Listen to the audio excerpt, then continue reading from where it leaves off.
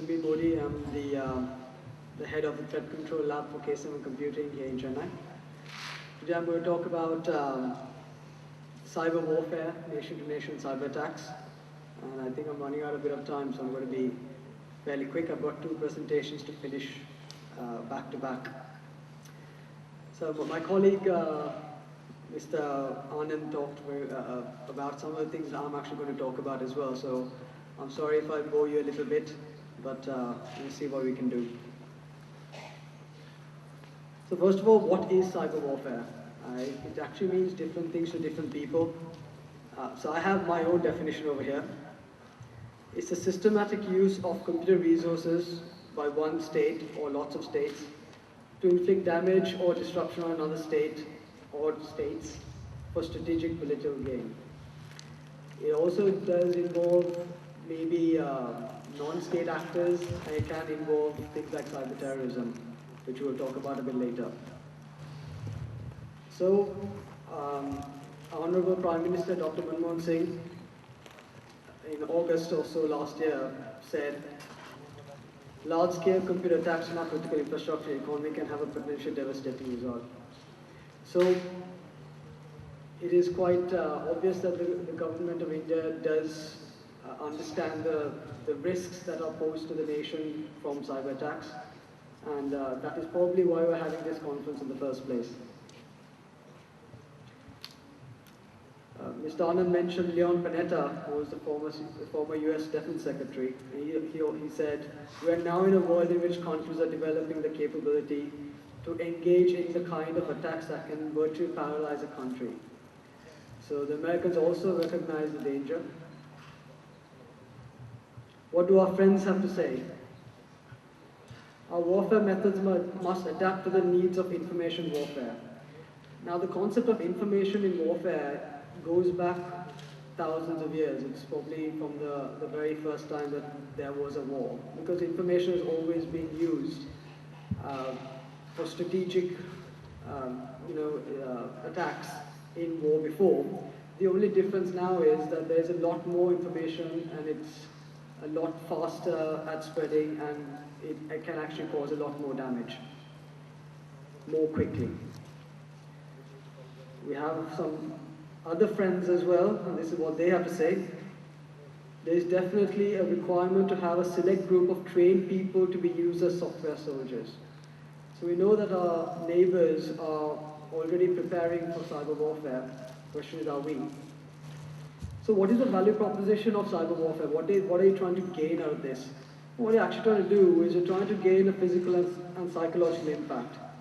That is from damaging critical infrastructure. You could, as we become more connected with computer resources, connecting critical infrastructure, we could actually cause something like what is shown on the screen. Even though this is not actually from a cyber attack, it could be in the future. And of course, you're trying to make sure that you're spreading fear, you're affecting people's psyches. And in fact, one of the best ways to win a war is to do it mentally. You have to win the psychological battle. You've got to get your enemy to give up and go home, surrender. The other thing you're trying to do is exfiltrate, what we call exfiltrate, stealing of confidential data. So those could be things like, there could be blueprints for your military hardware. It could be even diplomatic cables from one nation to another. It could be reconnaissance information about troop deployments or information related to where police are. It could be blueprints for the underground of a train station. It could be lots of things, and all these things are going to be on people's computers. So it could be valuable information for unfriendly states, to put it like that. So one of the most important things in this whole business is anonymity. Nobody knows who you are. And also, since you're doing it remotely, it's coming from across the border. You don't actually, you don't need to deploy any soldiers to do so. You can do it remotely, or we're all connected internationally. So it is quite easy to make sure that you can cause damage without actually affecting any of your own nationals. Then you have no casualties. It's also difficult to attribute responsibility. I mean, who is the person who did it? So we have what we call non-state actors. The term non-state actors have been used before in proxy wars from across the border, and this is no different. So here are some documented international cases. Recently there was one called Red October. It affected some Central Asian states, places like Kyrgyzstan and Kazakhstan and so on. And it was attributed to the Russians or maybe Chinese with Russian connections. It was about stealing confidential information related to diplomacy or something related to the scientific domain. At the end of last year, there was an attack, what we call a water-holing attack, on the Council for Foreign Relations in the United States. That was also attributed to China, probably non-state actors. And it was a kind of, it was actually on a website which then hosted a zero-day exploit. And it was the sort of thing, we'll talk about 0 days a bit later. It's the sort of thing that would have affected some high-profile names in the US diplomatic establishment. So it's high-value information you could have possibly got.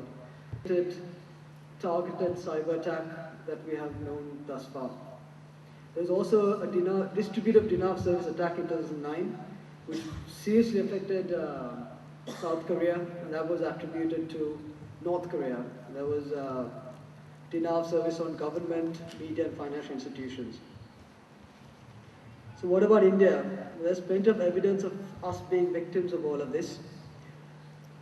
You might not think of it as a cyber attack, but there was an exodus of brothers and sisters from the northeast of India in August last year. And I'll talk about that in my second presentation. But we can actually call that a cyber attack because of the means used to cause a kind of fear that was caused and disruption of communal harmony.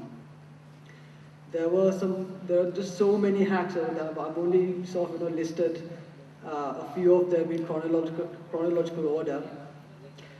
There was a virus found on a USB stick used by the Eastern Naval Command, that is the Indian Navy. That is attributed to China. Recently there was one found in the DRDO. There was the Andhra Pradesh government website hack. That's website defacement. That would cause problems with e-governance infrastructure, which was mentioned earlier by Mr. Sinha. There was an attribution of the Indira Gandhi International Airport in Delhi being hacked as well, and it caused some disruption to passenger checking systems. There was a hack of the CBI website in 2010. And if you go all the way back to 1998, there were a bunch of hacktivists who were able to hack into the Atomic Research Center in Maharashtra and steal sensitive nuclear data. And that's a big no-no. That's the mealworm bug. So here's a